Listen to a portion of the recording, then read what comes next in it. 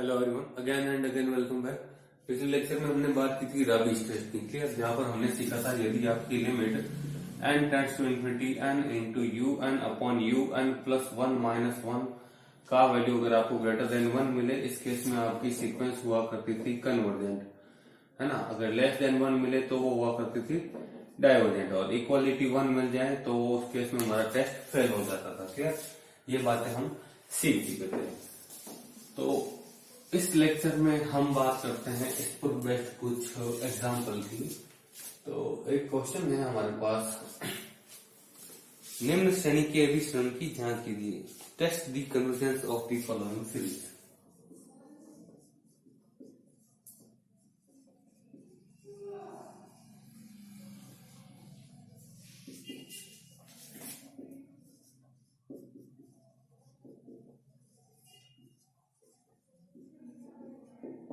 Test the convergence of following series, निम्न श्रेणी के अभिसरण की जांच करनी है हमें, ठीक है। और सीरीज को ऐसी दे रखी है 1 plus 3/7 into x plus 3 into 6 upon 7 into 10 into x square plus 3 into 6 into 9 divided by 7 into 10 into 13 into x cube plus and so on. ये आपको एक सीरीज दे रखी, ये आपके जेएनयू में आया हुआ क्वेश्चन है। तो इसको सॉल्व करते हैं। तो देखिए क्या है, देखिए अगर मैं इस फर्स्ट टर्म को एलिमिनेट कर दूं, यहाँ हमने जब सीक्वेंस के कुछ रूल्स पढ़े थे तो हमने पढ़ा था अगर सीक्वेंस में से कुछ टर्म्स को आप एलिमिनेट कर दे या अगर उसमें कुछ जोड़ दे तब भी सीक्वेंस के कन्वर्जेंस पर कोई इफेक्ट नहीं पड़ता। तो अगर मैं इसके फर्स्ट टर्म को छोड़ दूं तो भी इसका जो भी कन्वर्जेंस है वो अप्रभावित रहता है, ठीक है। तो मैं यहाँ यही लाइन लिखने जा रहा हूं कि यदि उपरोक्त श्रेणी के प्रथम पद यानी कि एक प्रथम पद को छोड़ दिया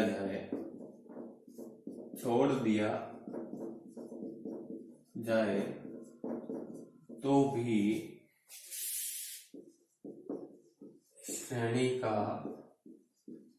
अभिसरण यानी कि कन्वर्जेंस अभिसरण अप्रभावित रहता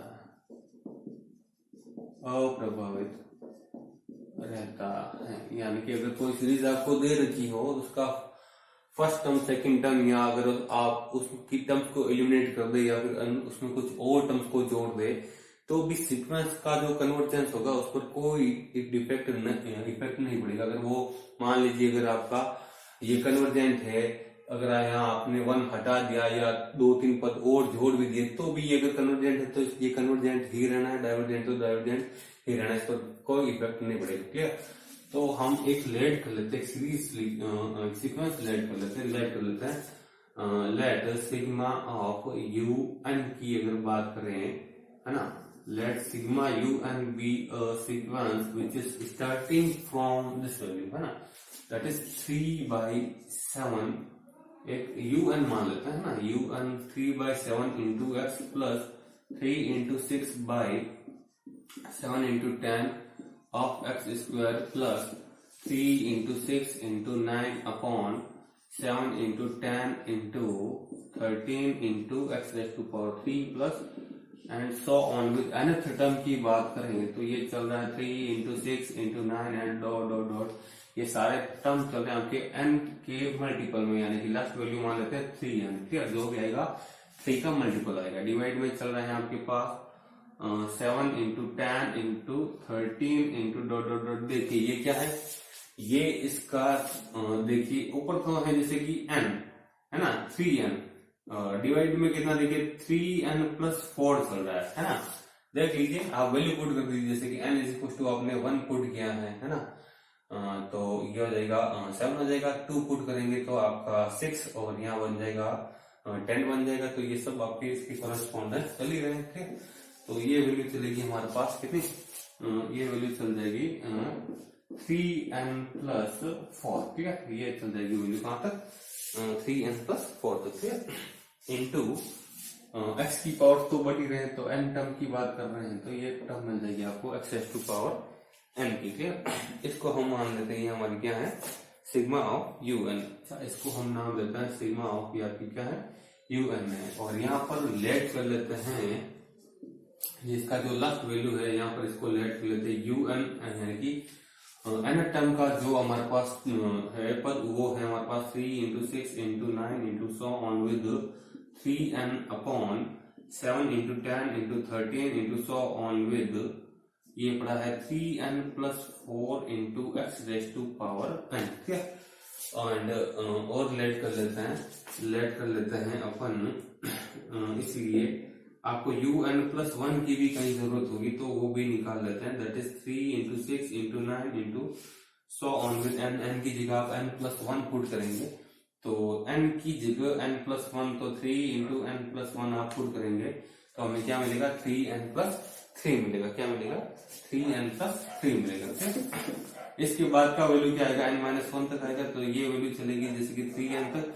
इसके बाद का वैल्यू हमने यहाँ पर पुट किया n की जगह n प्लस 1, तो ये मिलेगा 3n प्लस 3। क्लियर, इससे जस्ट पहले वाला n माइनस 1 रख देगा ना, तो वो मान लेते हैं यहाँ पर ये चल रहा है। क्लियर, अपॉन में चल रहा है हमारे पास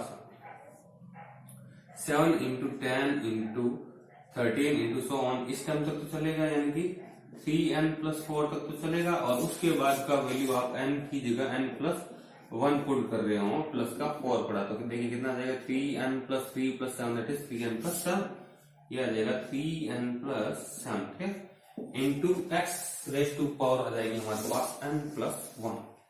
ये यहाँ तक तो चलेगा ना, क्योंकि n प्लस 1 क्या है, तो एक टर्म और आगे बढ़ा तो n में पद तो अपन लिखेंगे, तो x raise to power n plus 1। Clear, now by Raabe's test,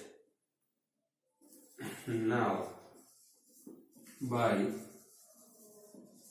Rabi's test we know that limit n tends to infinity n into un upon un plus 1 minus 1 का वैल्यू आपको क्या मिलता है, ये आप चेक कर लीजिए। हैं, तो ये लगा लेते हैं अपन।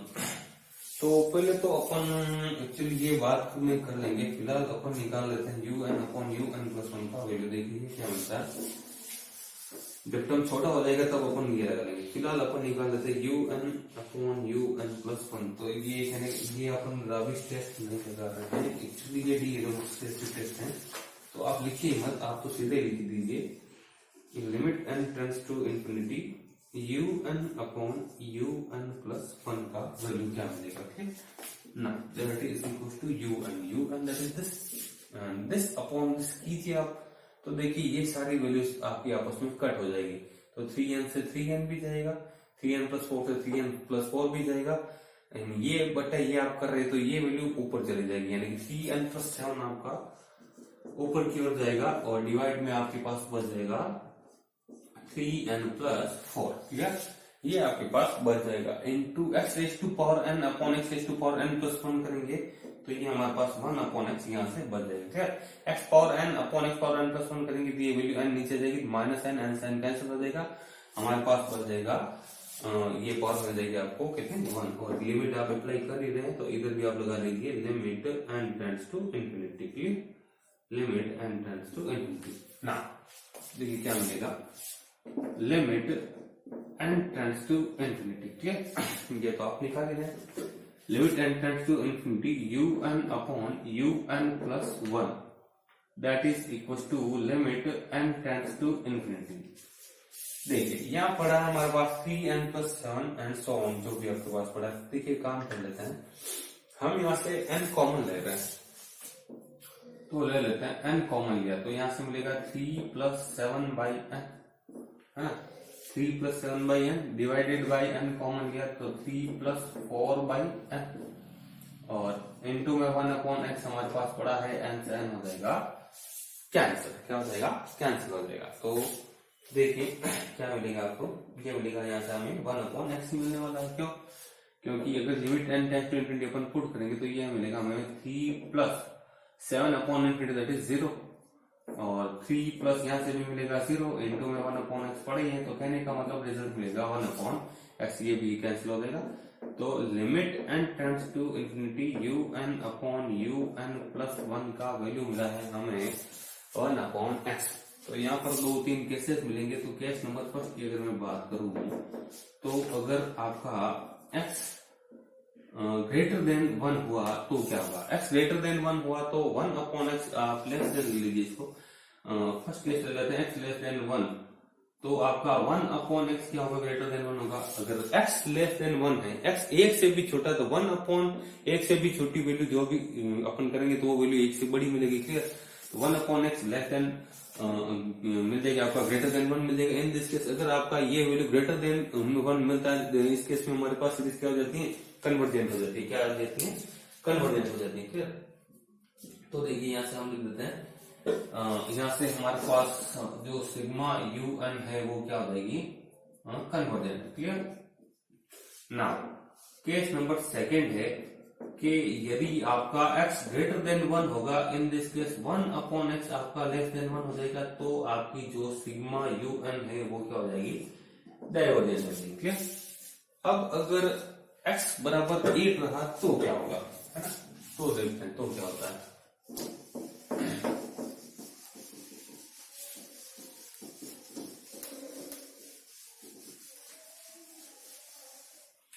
तो देखिए यहाँ अपन केस नंबर 3 की बात कर लेता है। केस नंबर 3 के यदि आपका x बराबर 1 हो जाए, तो x बराबर 1 हो जाए तो आपका limit n tends to infinity u N upon you N plus 1 that is 1 upon x, यानी कि 1 दैट इज 1। तो हमारे पास टेस्ट क्या हो गया, फेल। टेस्ट क्या हो गया, फेल हो गया।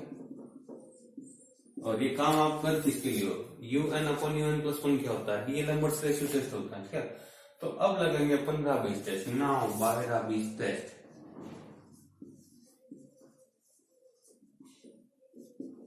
नाउ बाय राबीज टेस्ट, और वो कहता है limit n tends to infinity n upon you n into you N upon you N plus 1 minus आप कीजिए 1, तो आपको क्या मिलेगा, है ना। देखते हैं क्या मिलता है, बराबर लिमिट चल रही है आपकी n टेंड्स टू इंफिनिटी, है ना, और ये चला रहे हैं अपन u N upon you N plus 1 कितना था हमारे पास, जो कि था u N upon you N plus 1 का वैल्यू हमने निकाल लिया है, ये बड़ा हमारे पास कितना, ये रहा 3n, सॉल्व करिए हमने इसको, तो यहाँ पर निकाल लिया था हमने, ये था हमारे कितना 3n plus 7 upon 3n plus 4। तो एक बार लिख देते हैं 3n plus 7 upon 3n plus 4 था, इंटू में 1 अपॉन x था, है ना, और x तो आपने ले लिया कितना 1, x इज इक्वल टू 1 के केस में ले रहे हैं हम ये चीजें, ठीक है। तो देखिए इंटू 1 अपॉन हो जाएगा आपका कितना 1, ये तो हमने ले लिया कितना 1, ठीक है। एक्चुअली ये अपन अब लगाएंगे तो यहाँ फिलहाल यही ले रहे हैं, ठीक है। तो कहने का मतलब है u N upon you N plus 1 यही लेकर चल रहे हैं, ठीक है। तो ये हमें ये मिलेगा ना, limit n tends to infinity, ये वैल्यू अपन राबीज टेस्ट अब लगा रहे हैं। वी नो दैट, ये तो हम जानते हैं, वी नो दैट चूंकि limit n tends to infinity, we know that चूंकि limit n tends to u N upon you N plus 1 का वैल्यू क्या था, यही था, क्योंकि x हमने क्या ले लिया 1 ले लिया। नाउ अपन राबीज टेस्ट लगा लेते हैं, तो ये अब लगा लेते हैं, तो ये हो जाएगा n into you N upon you N plus 1 minus 1 that is n, limit put कर दीजिए, लिमिट हो जाएगी आपकी n tends to infinity n into you N upon you N plus 1 that is this, है ना, यानी कि 3n plus 7 upon 3n plus 4 minus 1। तो सॉल्व कीजिए इसको, तो limit n tends to infinity n into आपका एलसीएम आ रहा है 3n प्लस 4, ठीक है। एलसीएम हमारा 3n प्लस 4, तो ये मिलेगा 3n plus 7 minus 3n plus minus minus हो जाएगा, माइनस का 4 हो जाएगा, ठीक है। तो आ जाएगा limit n tends to infinity n into ये 3n से 3n कैंसिल हो जाएगा, देन 7 माइनस 4 आपका 3 आ जाएगा, है ना, और n पढ़ेंगे 7 माइनस 4 आपका 3 आ जाएगा, n ऊपर की ओर पढ़ेंगे, डिवाइडेड बाय आपके पास 3n प्लस 4 है, तो डिवाइड से अपन n कॉमन ले लेते हैं, तो ये मिल जाएगा आपका 3 प्लस 4 बाई n, क्लियर। तो n से n हो जाएगा आपका कैंसिल। नाउ आप लिमिट पुट कर लीजिए, नाउ आप लिमिट पुट करेंगे तो हमारे पास रिजल्ट आएगा 3 अपॉन 3 प्लस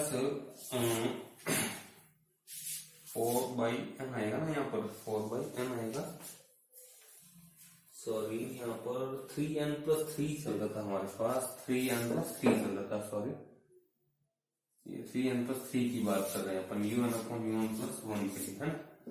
तो ये थोड़ा 3 ले लेना, यानी कि जी बिल्कुल 3n+3 आएगा यहाँ पर। तो यहाँ पर माइनस का 3 आएगा, तो यहाँ पर मिलेगा आपको 4, कितना मिलेगा 4, यहाँ पर मिलेगा आपका 4, यहाँ पर आएगा आपका 3, ठीक है। थोड़ा अपडेट कर दीजिएगा, यहाँ पर आपका 3 आएगा। देखिए क्या आएगा, 7 - 3 दैट इज 4, यहाँ n से n कट गया आपका, तो अब देखिए ये पड़ा 4 plus 4/n, 4/n that is 0, आपका मिल रहा है 4/3 विच इज ग्रेटर देन 1। तो जब ग्रेटर देन 1 होता है तो हमारे पास सीक्वेंस क्या मिलती है, सीक्वेंस मिलती है हमें कन्वर्जेंट। क्या मिलती है, कन्वर्जेंट।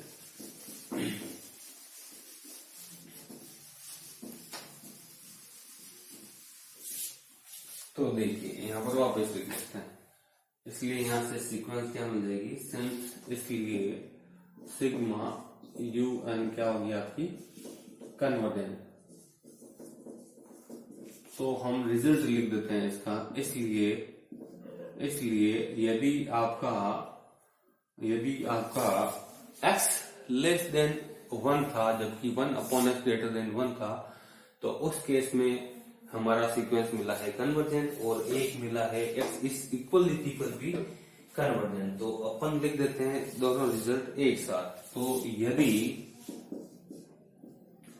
x लेस देन हुआ करता था तब आपका 1/x ग्रेटर देन, तब कन्वर्जेंट। तो less than, x less than और x इक्वल टू 1, है ना। 1 पर सिग्मा un क्या अभिसारी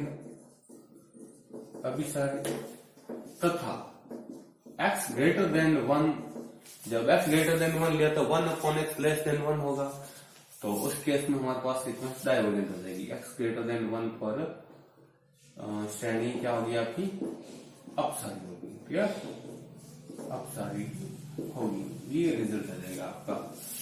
तो ये था आपका एक बहुत ही सुंदर सा क्वेश्चन। आई होप आपको ये पूरा क्वेश्चन समझ में आया होगा। तो फिर इसी पर रिलेटेड हमारे पास बहुत सारे क्वेश्चन आपको बुक में दे रखे हैं। जब आपका d'Alembert ratio test fail हो जाता है, उस केस में अपन इस केस को काम में लेते हैं, क्लियर। जब आपका d'Alembert ratio test fail हो जाता है तब अपन वहां पर यूज कर लेते हैं राबी टेस्ट, काम में लेते हैं, क्लियर। तो आई होप आपको आज का वीडियो समझ में आया होगा, राबी टेस्ट पूरा समझ में आया होगा। तो आप फिर अपने से सॉल्व कीजिए। यदि आपको कुछ प्रॉब्लम आती है तो आप कमेंट सेक्शन में लिखिए, मैं आपकी कमेंट पढ़ूंगा और उनको, आपकी जो भी प्रॉब्लम है उनको दूर करने की कोशिश करूंगा। आप बस प्रैक्टिस करते रहिए। तो फिर मिलते हैं नेक्स्ट लेक्चर में, तब तक थैंक यू।